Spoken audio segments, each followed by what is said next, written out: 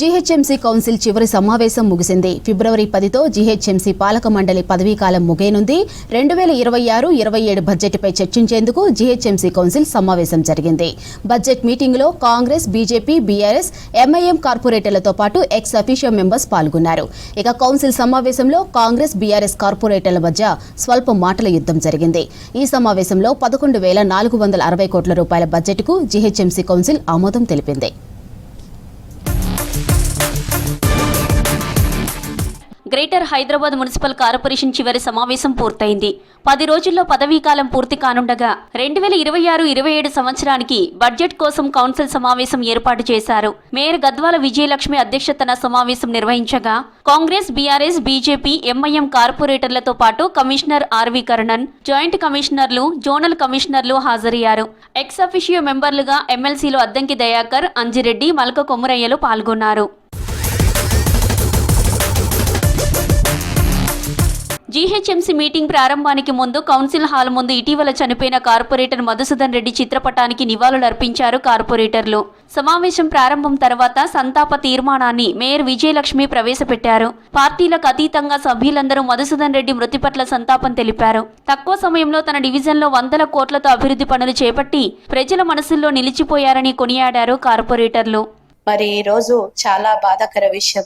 గత నెలలో మరి వంగ మధుసూదన్ రెడ్డి అన్న గారితోటి ఈ కౌన్సిల్లో అందరం కలిసికట్టుగా ఉండి ఈ రోజు తను లేకపోవడం నిజంగా ఈ రోజు కౌన్సిల్ అంతా దుఃఖ సాగరంలో మునిగిందని తెలియజేస్తా ఉన్నాను. మరి వంగ అంటే ఎల్బీ నగర్ అంటే వంగ. Very unfortunate. ఈ రోజు 146 మందితోటి ఈ సమావేశం ముగిస్తుంది. 150 మందితో స్టార్ట్ అయిన సమావేశం 146 మందితోనే ముగించబోతుంది. వంగ మధుసూదన్ రెడ్డి గారి ఆత్మకు శాంతి చేకూరాలని, వాళ్ళ కుటుంబ సభ్యులకు అందరు కూడా ఆ భగవంతుడు ధైర్యాన్ని ఇవ్వాలని ఆ భగవంతుని కోరుకుంటాం. వారు చనిపోయినప్పుడు అర్థమైంది వారికి ఇబ్బంది అయింది. అన్నిటినీ కూడా తట్టుకొని ప్రజలలో ఉంటూ ఆ బాధను కూడా ప్రతి ఒక్కరికి తెలియకుండా వారు చేసిన సేవను నిజంగా మనం గుర్తుపెట్టుకోవాల్సిన విషయమే.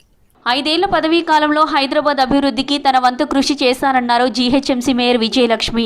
ఉద్యోగులు, సిబ్బంది సమర్థంగా కలిసికట్టుగా పనిచేశారని చెప్పారు. జాతీయ స్థాయిలో అవార్డులు, రివార్డులు వచ్చాయని చెప్పారు మేయర్ విజయలక్ష్మి. అందరూ కలిసికట్టుగా పనిచేసిన తీరు సమిష్టి విజయం అని నేను హృదయపూర్వకంగా చెప్తున్నాను. ఈ కృషికి గుర్తింపుగా జీహెచ్ఎంసీ జాతీయ స్థాయిలో అనేక అవార్డులు, ప్రశంసలు, గుర్తింపులు పొందడం మనందరికీ గర్వకారణం. ప్రజలకు మరింత వేగవంతమైన, పారదర్శకమైన, బాధ్యతాయుతమైన సేవలు అందించడంలో మనం సాధించిన పురోగతి రాబోయే తరాలకు బలమైన పునాది. జీహెచ్ఎంసీకి ప్రాపర్టీ ట్యాక్స్, టౌన్ ప్లానింగ్ తో ఆదాయం వస్తుందన్నారు కమిషనర్ ఆర్వి కర్ణన్. 11,460 కోట్లతో బడ్జెట్ను ప్రవేశపెట్టారు కమిషనర్. జీహెచ్ఎంసీలో 27 కార్పొరేషన్లు, మున్సిపాలిటీలు విలీనమయ్యాక బడ్జెట్ ప్రవేశపెట్టడం సవాలుగా మారిందని తెలిపారు. ప్రజలకు మెరుగైన సేవలు అందించడానికి కృషి చేస్తున్నామన్నారు ఆర్వి కర్ణన్. కొత్తగా విలీనమైన 27 కార్పొరేషన్లు, మున్సిపాలిటీలకు మరో 2,260 కోట్ల బడ్జెట్ ప్రతిపాదించారు. Major budget revenue will come through. Major head is about property tax collection వస్తుంది. ఇంకొకటి టౌన్ ప్లానింగ్ పర్మిషన్ వస్తుంది. Property tax collection every year every citizen has to do it. ఎవరెవరికి ల్యాండ్ ఉన్నాయో, ప్రాపర్టీ ఉన్నాయో వారు చేయడం జరుగుతుంది. సో బార్ పూర్తిగా ఎండ్ టు ఎండ్ ఇప్పుడు ఆన్లైన్ చేయడం జరిగింది. ముందు పూర్తిగా ఆన్లైన్ లేదు. కొన్ని ఫెసిలిటీస్ ఆన్లైన్ ఉన్నాయి, కొన్ని ఫెసిలిటీస్ డైరెక్ట్ గా వెళ్ళి అక్కడ ఉన్న డీసీతో లేదన్నా ట్యాక్స్ కలెక్టర్స్ తో, బిల్ కలెక్టర్స్ తో మాట్లాడని ఉన్నాయి. అన్ని పూర్తిగా ఈసారి end to end A property tax గురించి మీరు పేరు చేంజ్ చేయాలియా, లేదన్నా ఫోన్ నెంబర్ అప్డేట్ చేయాలియా, లేదన్నా అసెస్మెంట్ చేంజ్ చేయాలియా, అన్ని ఎండ్ టు ఎండ్ ఆన్లైన్ చేయడం జరిగింది. దానివల్ల సిటిజన్ కు ఈజీగా సర్వీస్ చేయడానికి అవకాశం ఇచ్చాం. బడ్జెట్ పట్ల ప్రతిపక్ష పార్టీల సభ్యులు అసంతృప్తి వ్యక్తం చేశారు. గత బడ్జెట్ లో ఉన్న కొన్ని కాలమ్స్ ఎత్తేశారని, అలాగే కొన్ని సబ్జెక్టులను పాత బడ్జెట్ల నుంచి కాపీ చేసి ఇందులో చేర్చారని విమర్శించారు. క్షేత్రస్థాయి అవసరాలకు అనుగుణంగా బడ్జెట్ లేదని విమర్శించారు. కాంగ్రెస్ కార్పొరేటర్లు మాత్రం బడ్జెట్ను ప్రశంసించారు.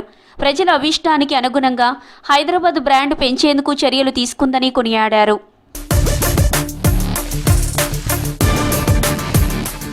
జీహెచ్ఎంసీ సభలో ప్రవేశపెట్టిన బడ్జెట్కు కౌన్సిల్ ఆమోదం తెలుపుతున్నట్టు మేయర్ గద్వాల విజయలక్ష్మి ప్రకటించారు. దీంతో సమావేశం పూర్తి కాగా ఈ పాలక మండలి చివరి సమావేశం కంప్లీట్ అయిపోయింది.